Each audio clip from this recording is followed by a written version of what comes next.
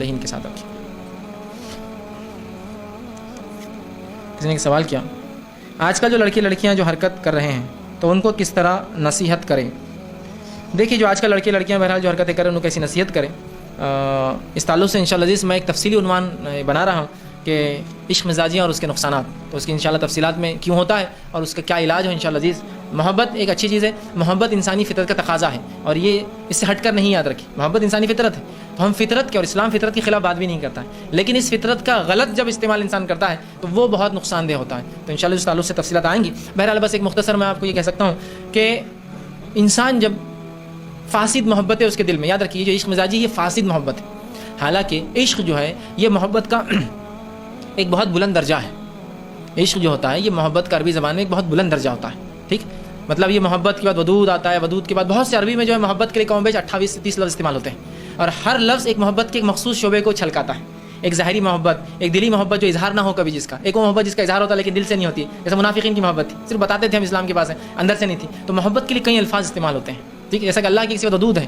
مطلب اللہ ودود کا معنی یہ ہوتا ہے کہ سامنے والا محبت کرے نہ کرے وہ ذات محبت کرتی رہتی ہے۔ ودود اللہ پورے انسانوں سے محبت کرتا ہے، پوری مخلوق، وہ چاہتا ہے سب جنت میں جائیں، لوگ لیکن اللہ سے محبت نہیں کرتے کہ جنت میں عمل کرے، ہے نا، ودود اس کی ایک صفت ہے۔ ودود بھی ایک محبت ہے جو ایک طرفہ ہوتی ہے، سامنے والا کرتا رہتا ہے، تم کرو مت کرو جواب دو مت دو، اس کی محبت جاری، اظہار میں اس کی محبت، تو یہ ہے، تو درجے ہیں اس کے، تو عشق اس میں ایک اونچا درجہ ہے، لیکن عشق کی قسم فاسد محبت، فاسد عشق جو بیکار ہوتا ہے، جو بیماری والا عشق ہوتا ہے، تو وہ عشق کا سب سے پہلی وجہ یہ ہوتی ہے کہ انسان کا دل خالص نہیں ہوتا ہے، جس کی وجہ سے وہ فاسد عشق اس کے دل میں آ جاتا ہے۔ وہ محبت کو خالص کرے، اور خالص جب انسان محبت کرتا ہے نا تو اس کے محبت کا محور اس کا رب ہوتا ہے، اللہ ہو جاتا ہے ہمیشہ، مطلب اس کی محبت کی وجوہات اللہ ہوتی ہے، اس کی وجہ سے وہ سب سے محبت اور نفرت کرتا ہے، تو جب وہ محور اللہ کی ذات دل سے ہٹ جاتی ہے تو فاسد محبت آ کے اس کا محبوب وہاں بیٹھ جاتا ہے، کہ اس کو خوش کرنے کے لیے اس کی گلیوں میں گھومنا، اس جیسا ہونا، اس کو پسندیدہ کام کرنا، پھر چاہے حلال ہو چاہے حرام ہو۔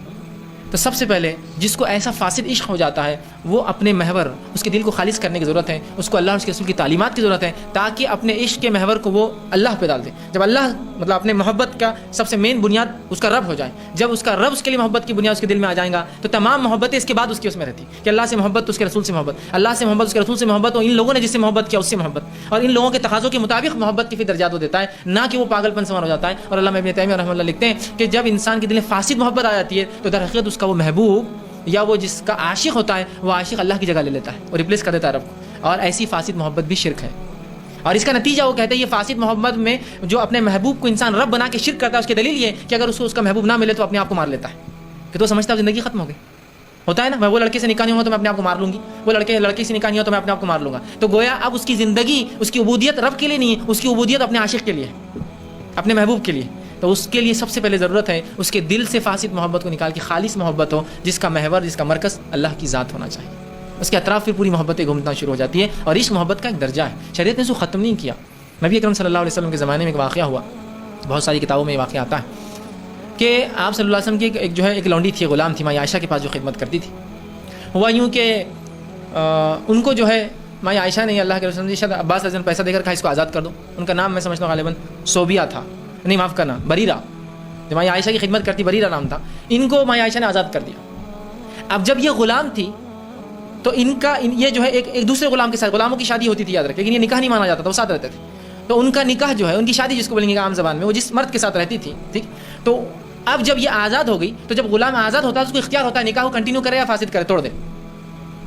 تو جب بریرہ آزاد ہوئی تو ان کے شوہر جو مغیث تھے رضی اللہ عنہ،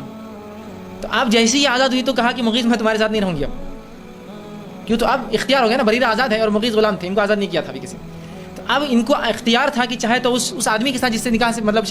غلامی میں وہ رہتی تھی، اب چاہے تو غلامی کے بعد آزادی میں شادی باقی رکھے یا توڑ دے اور کسی اور سے نکاح کرے۔ اب انہوں نے جیسے کہا مغیث سے کہ میں تم سے نکاح نہیں اب باقی رکھنا چاہتی ہوں، ختم کر دیتی ہوں چونکہ میں آزاد ہو گئی ہوں۔ روایت میں آتا ہے کہ انس بن مالک رضی اللہ عنہ فرماتے ہیں کہ مغیث کو میں نے دیکھا اور مجھے آج بھی لگتا ہے، بلکہ معاف کرنا عبداللہ ابن عباس فرماتے ہیں مجھے آج بھی مغیث کا وہ چہرہ یاد ہے کہ وہ مدینے کی گلیوں میں گھومتا اور اس کی آنسوؤں سے اس کی داڑھی تر تھی کہ جو ہے مجھے جو بریرہ چھوڑ کر چلے گی، اب مجھے کوئی اس سے ملا دے۔ یہ محبت ہوتی ہے، یہ جذبہ ہے، یہ عشق ہے۔ اب ہوا یوں کہ وہ روتے ہوئے رسول اللہ صلی اللہ علیہ وسلم کے پاس آئے تو اللہ کے رسول نے جب دیکھا تو عباس اپنے چچا سے کہا، عباس کچھ کرو مغیث کے لیے، اس کی حالت دیکھو کیا ہو رہی، مطلب وہ محبت اور عشق کے جذبے کو رسول اللہ نے ختم نہیں کیا، اسلام نے اس کا احترام کیا، اس کو ڈائریکشن نہیں لگی۔ یہ مغیث پہلے بھی ساتھ تھا نا، کیوں نہ بریرہ پھر ساتھ رہے اس کے بعد آزادی کے بعد، تاکہ اس کا مسئلہ ہو۔ لیکن عباس رضی اللہ عنہ کو کیوں کہا کہ عباس سوچو، عباس پیسے والے تھے، آزاد کر دو اس کو بھی، تم پیسہ دو گے تو یہ بھی آزاد ہو جائیں گا، تو پھر بریرہ آزاد ہو سکتا ہے، غلام ہونے کی وجہ سے بریرہ اس سے نکاح واپس نہیں رکھنا چاہ رہی، یہ آزاد ہو جائیں گے، ہم نکاح کر دیں گے۔ واقعہ بہرحال بات لمبی ہے، واقعہ بعد میں کیا وہ جانے دیجیے۔ اس کے بعد ہوا یوں کہ آپ صلی اللہ علیہ وسلم نے کہا کہ مغیث تم گھبراؤ مت، میں تمہارے طرف سے سفارش کرتا ہوں، ٹھیک ہے؟ مطلب عشق اور محبت کا جذبہ شریعت نے اس کو تسلیم کیا، لیکن لمیٹیشنز، باؤنڈریز ہے اس کی، کہ تو مغیث کے لیے کوئی بریرہ ایسی محبت بھی نہیں تھی کہ وہ نہ ملے تو جا کے کود جائیں گے اور خودکشی کر لیں، لیکن محبت تھی، اس کا تقاضا تھا اور رو رہے تھے۔ کہا ٹھیک ہے میں جاتا ہوں، وہ گئے اور کہا بریرہ دیکھو یہ مغیث بڑا اچھا انسان ہے، تم چاہو تو اس سے اپنا نکاح باقی رکھو۔ تو انہوں نے پوچھا اللہ کے رسول یہ آپ کا حکم ہے یا مشورہ ہے؟ میں جواب دیجیے۔ تو کہا میرا حکم نہیں ہے، میں مغیث کی طرف سے سفارشی بن کر آیا ہوں۔ تو اللہ کے رسول نے محبت کے لیے سفارش بھی کی، لیکن یہ رائٹ ڈائریکشن میں تھی، یہ صحیح سمت میں تھی کہ دو لوگ ہیں جو واقعی میں دین پر عمل کرے، اور کوئی تیسرا آدمی کہے کہ یار واقعی میں دو لوگ بڑے اچھے دیندار ہیں، کیوں نہ ان کا نکاح ہو جائے، کیوں کسی اور کو دیتے ہو نکاح میں؟ اس لیے کہ اچھے لوگ ملیں گے تو اچھی نسلیں چلیں۔ آپ نے سفارش کی کہ مغیث تو محبت میں پاگل ہے، اس کی سفارش کی۔ تو کہا آپ کا حکم ہے یا آپ کا مشورہ ہے؟ تو کہا میں سفارشی بن کے آیا ہوں۔ تو کہا سفارش ہے تو میں نہیں مانتی ہوں، ٹھیک مجھے پسند نہیں۔ تو یہاں دیکھیے اسلام نے عورتوں کی بھی کیسے حق دیے، نہیں پسند بریرہ کو تو نہیں پسند، خلاص زبردستی نہیں، آپ نے کہا ٹھیک ہے مت کر۔ مغیث کو سمجھا دیا بھائی اب تم دیکھ لو، وہ میری سفارش پہ بھی راضی نہیں، اس کا ہرگز مطلب نہیں کہ نافرمان تھی، چونکہ حکم نہیں تھا اللہ کے رسول، حکم ہوتا تو بریرہ جھک جاتی حکم سے، اس لیے پوچھ لیا تھا حکم ہے، اور کیا وجوہات رہی وہ اللہ عالم، وہ ہم نہیں جانتے، لیکن یہاں اسلام نے خود اللہ کے رسول صلی اللہ علیہ وسلم نے اس جذبے کو تسلیم کیا محبت کی، کہ وہ رو رہتی نہیں کہا کیا پاگل ہے ایڑے چالے کرے روتے گھوم رہے تم چلو، نہیں کہا، کہاں مغیث واقعی پریشان ہے، بریرہ سے التجا کر رہے ہیں، وسیلے بن رہے ہیں، عباس کو کہہ رہے کہ عباس کچھ کرو اس کو چھڑانے کے لیے، اس کو آزاد کرو، ٹھیک ہے؟ تو پتہ چلا اگر یہ محبت رائٹ ڈائریکشن میں ہو تو آپ اس کی مدد کر سکتے ہیں، سفارش کر سکتے ہیں، اچھا۔ لیکن آج کل جو معاملہ ہوتا ہے جو ہے یہ بہت بری ہے۔ تو سب سے پہلے ہم کو ایسے لوگوں کو جو عشق مزاجی میں یا اس کے فاسد نقصانات میں پھنسے، ان کے دل کے محور کو اور مرکز کو دنیا کے اپنے محبوب کے عشق سے نکال کر اللہ کی محبت میں ڈالنا ہے۔ یا وہ محبت آ جائیں گی تو پھر ایسے کئی لوگ ملے نہ ملے اس کو پرواہ نہیں ہوتا، ٹھیک ہے تم آتے آؤ نہیں آتے، اگلا کوئی دیندار اور اچھا انسان ملے گا اور اس کے بعد اگلا اور اس کے بعد اگلا، ہے نا؟ کوئی کمی ہوتی ہے کہ ان لوگ انسانوں کی، انسان ٹھیک ہے رشتہ نہیں پسند کوئی اور جگہ جائیں گا، ٹھیک۔ تو یہ رائٹ ڈائریکشن ہونا یہ بڑی اہم چیز ہے۔ بہرحال تو آپ ان کو نصیحت کریں، اصلاح کریں، ان کے دلوں کو خالص کریں، اللہ کی محبت ڈالنے کی کوشش کریں، اس کی شریعت کی محبت ڈالنے کی کوشش کریں، اس کی نبی کی محبت کو وہ کریں، اور پھر سمجھائیں ارے وہ نہیں ملی تو کیا ہوا، چھوڑ دو اس کو۔ یا پھر جب آپ نے یہ کوشش کی وہ نہیں ہو چکی، عشق کبھی کبھار بہت زیادہ اس کا انفیکشن بہت زیادہ ہو جاتا ہے، اس کا اثر بہت زیادہ ہوتا ہے، تو اللہ میں تیمے لکھتے ہیں اس کا دوسرا حل یہ کہ محبوب کو اتنا برا، اس کی اتنی برائیاں گنوا دو کہ وہ بولے نہیں بھائی میرے کو نہیں ہونا، میں غلط جگہ جا رہا تھا، اس کو بتاؤ پوری اس کے کیا نقصانات ہو سکتے ہیں اس سے، دیکھو تم مجھ سے شادی کریں گے تمہارا ٹانگا توڑ دیں گے وہ لوگ، ہم بیچ میں نہیں آنے والے، بولیں گے نہیں میں نہیں جاتا وہ چکر توڑ دیں گے، دیکھو تم معذور کی زندگی جیتے گا، وہ معذور کو دیکھ کر جی رہا ہو، وہ بھی پتہ نہیں عاشق ہوں گا اس کے ساتھ، یہ وہ دیکھو اب تم سمجھ جاؤ نہیں میں نہیں کرتا، دیکھو اگر وہ کریں گے نا تو اس کے ماموں دادا چاچا بہت خطرناک لوگ ہیں، ہم سب بیچ میں سے ہاتھ ہٹا لیں گے تمہارا اور اس کا، دیکھو کیا کرتے کرو پھر، وہ تو بولے گلی میں بھی آئے تو کیس کرتے تم، دیکھو تو یہاں کیا ہوتا ہے اس کو ڈراؤ، پھر اتنا ڈراؤ کہ وہ خود بخود وہ محبت پہ اس کا ڈر غالب آ جائے، نہیں اور اس کو خوب ڈراؤ۔ تو یہ آپ کا دوسرا کام، پہلا تو آپ نے سمجھا اللہ کی محبت اس کے دل میں آئی نہیں رہی کیونکہ فاسد محبتیں بہت بھر گئی ہے نا، تو اب دوسرا کیا ہوتا ہے کبھی کبھار زخم میں پس اتنا بھر جاتا ہے کہ اس کو پھر نشتر مارنا پڑتا ہے، وہ سوکھتا نہیں، دوا اب ٹھیک ہے یہ زیادہ مطلب یہ انفیکشن بڑھ چکا ہے، تو پھر آپ کیا کریں گے اس کو ڈرائیں گے، پھر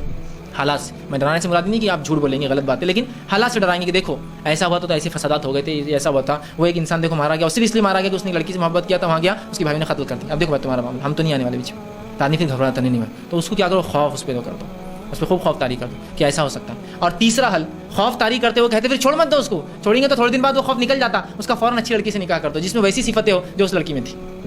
ایسی کوئی لڑکی دیکھو جس میں ویسی کچھ صفتیں ہو، جیسے خوبصورتی پسند تھی، مالداری پسند تھی، حسب نسب تھا، ویسی کوئی کوالٹی کوئی لڑکی اور ملتی ہے فوراً نکاح کر دو، تو یہ ڈر اور پھر وہ نکاح ہونے سے اس کی محبت غالب آ جائیں گی، پرانا ختم ہو جائیں گے، ٹھیک ہے۔ تو یہ بہرحال کچھ حل ہو سکتے ہیں جو آپ اور ہر علاقے کے عاشقوں کے اپنے مسائل اور ان کے اپنے حل ہو سکتے ہیں، لوکل باڈیز زیادہ بہتر سمجھتے ہیں کیسا نکالا جائے، بہرحال وہ اس کا علاج